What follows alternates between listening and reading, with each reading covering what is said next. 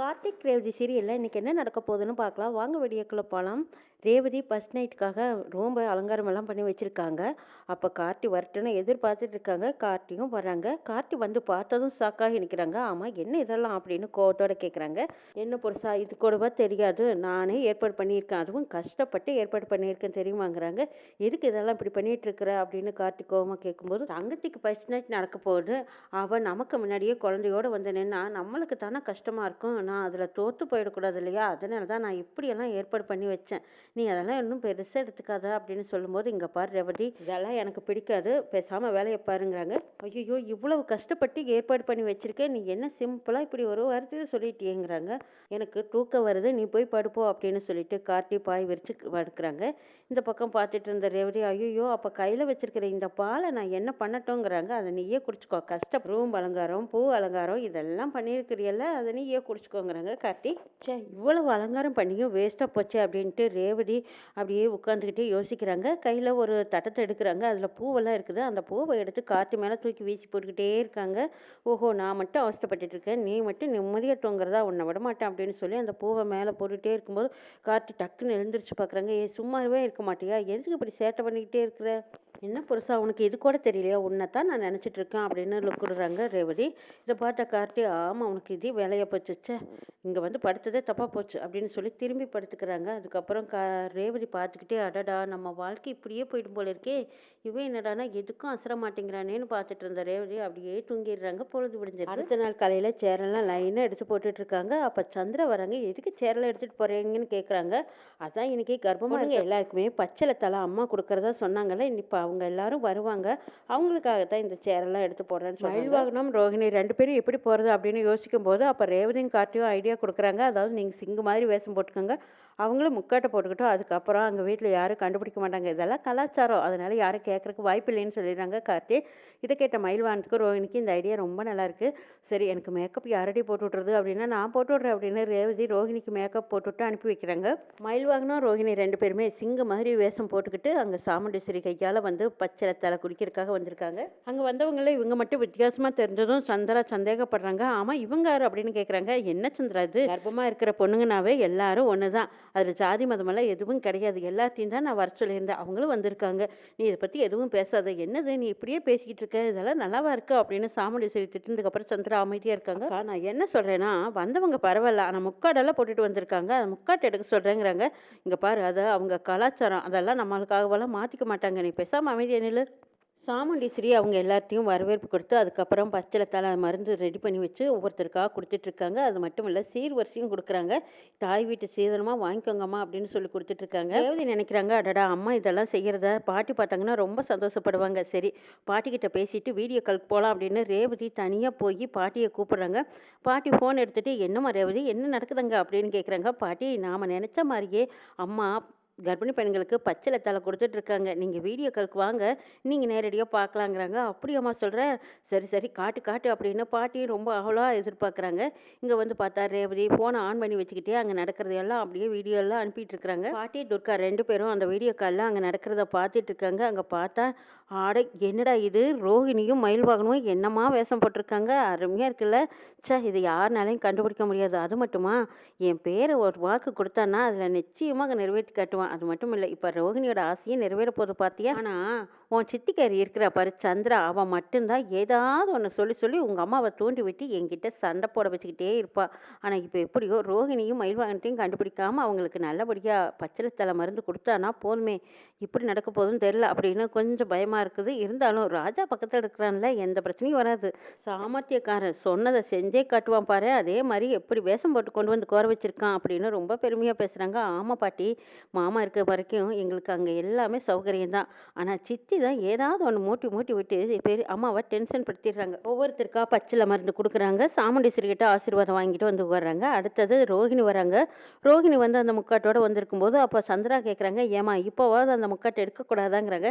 ஏ சந்திரா, நீ கொஞ்சம் அமைதியாகவே இருக்க மாட்டியா? அதெல்லாம் ஒன்றும் பரவாயில்லம்மா, இது உங்கள் கலாச்சாரத்தை நீங்கள் மாற்ற வேண்டாம், எனக்காகவெல்லாம் நீ ஒன்றும் மாற்றிக்கணுங்கிற அவசியம் இல்லை, இந்த அன்னைக்கு கூடி அப்படின்னு சொல்லி சாமுண்டீஸ்வரி ரோஹிணிக்கு பச்சிலை தலை மருந்து கொடுக்குறாங்க. அந்த திரும்பி நின்று அப்படியே குடிச்சிடுறாங்க ரோஹிணி. இதை பார்த்து கண் கலங்கி நிற்கிறாங்க மயில்வாகனம். சந்திரா அங்கங்கே திரும்பி பார்க்குறாங்க. மயில்வாகனத்தையும் ரோஹிணியும் காணுமே, ஒருவேளை அது இவங்களா தான் இருக்குமா? அப்படியே அக்கா கிட்ட சொன்னாலும் அவன் நம்ப போறதில்ல. நம்மள தான் ஏதாவது ஒரு வழியில மூக்க உடைப்பா. ஆனாலும் எனக்கு என்னமோ சந்தேகமா தான் இருக்கு அப்படின்னு குறுகுறுன்னு சந்திரா, ரோகிணியும், மயில்வான்ட்டியுமே பார்த்துட்டு இருக்காங்க. அவங்க 2 பேரும் அட போடா அப்படிங்கிற மாரி அசால்ட்டா இருந்துட்டு, சாமுண்டீஸ்வரி கையால எப்படியோ இந்த பச்சிலை மருந்த வாங்கி குடிச்சாச்சு அப்படின்னு திருப்தியில இருக்காங்க ரோகிணி. சந்திரா கார்த்தியவே பார்க்குறாங்க. இவன் எது செஞ்சாலும் காரணம் இல்லாம செய்ய மாட்டான். எனக்கு என்னமோ இவன் மேல தான் டவுட்டா இருக்கு.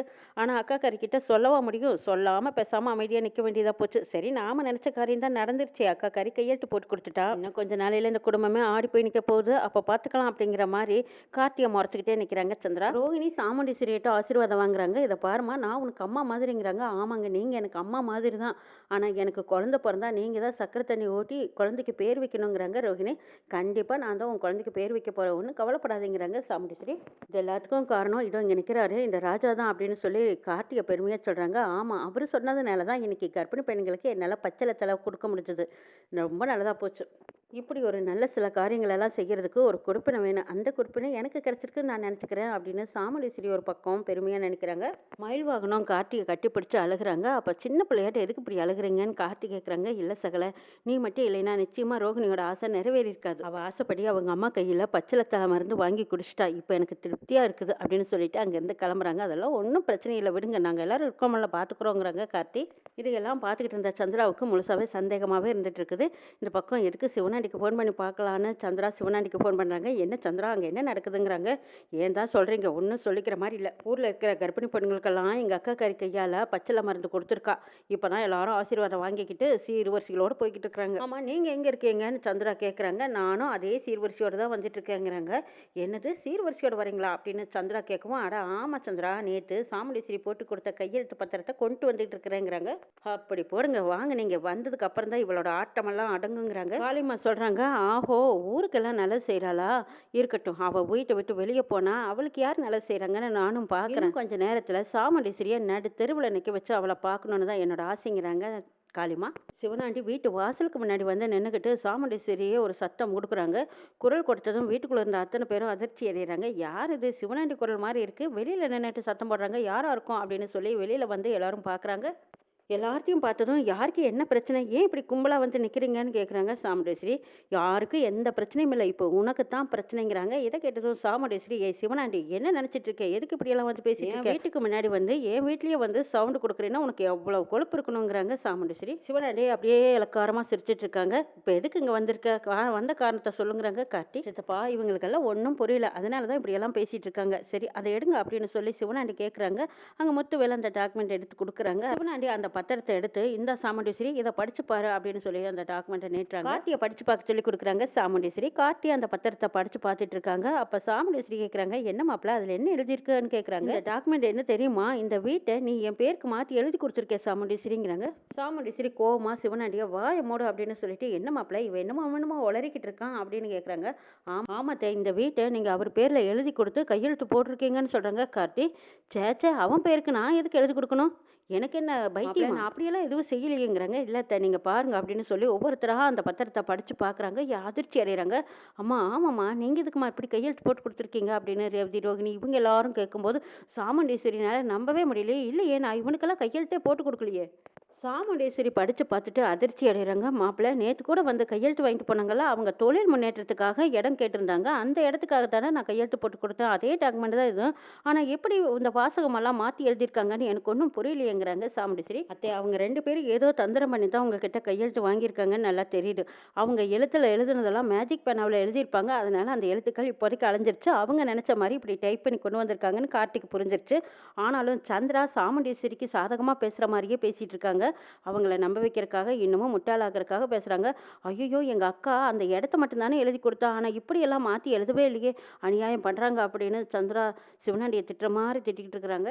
என்ன சாமுண்டீஸ்வரி இப்போவாது நம்புறியா நீ என்ன செஞ்சியோ ஏது செஞ்சியோ மொத்தத்தில் இந்த வீட்டை என் பேரில் நீ எழுதி கொடுத்துருக்க. இந்த வீடு இனிமேல் எனக்கு சொந்தங்கிறாங்க. ஏய் சிவனாண்டி எனக்கு வர ஆத்திரத்துக்கும் கோவத்துக்கும் உனக்கு என்ன செய்வேன்னு தெரியாது ஒழுங்கு மரியாதையை இங்கிட்டு போயிடுங்கிறாங்க சாமுண்டீஸ்வரி. அது எப்படி சாமுண்டீஸ்வரி வீடு என் பேரில் இருக்குது வீடு என்னோடது நான் எப்படி போவேன் நீ தான் போகணுங்கிறாங்க. இதை கேட்டு சந்திரா பார்த்துட்டு சந்தோஷப்பட்டுட்டு இருக்காங்க. இங்க சாமுண்டீஸ்வரி அப்படியே ரத்தம் கொதிக்க கோவத்துல நிக்கிறாங்க. அப்ப கூடவே போலீஸும் வந்திருக்காங்க. அவங்க கேட்குறாங்க, "என்ன மேடம் வீட்ட நீங்க எழுதி குடுத்துட்டு, இப்ப உங்களுக்கு தெரியாத எதுவும் இல்ல. பேசிக்கிட்டே நேரத்த வீணடிக்கிறீங்க. வீட்ட காலி பண்ணுங்கன்னு" இன்ஸ்பெக்டர் சொல்றாங்க. சாமுண்டீஸ்வரி நடந்தது அறியாம, திசை தெரியாம நிக்கிறாங்க. அப்ப கார்த்தி சிவனாண்டியோட முகத்திரிய கிழிக்கிறாங்க. என்ன நடக்குது நாளை பார்க்கலாம்.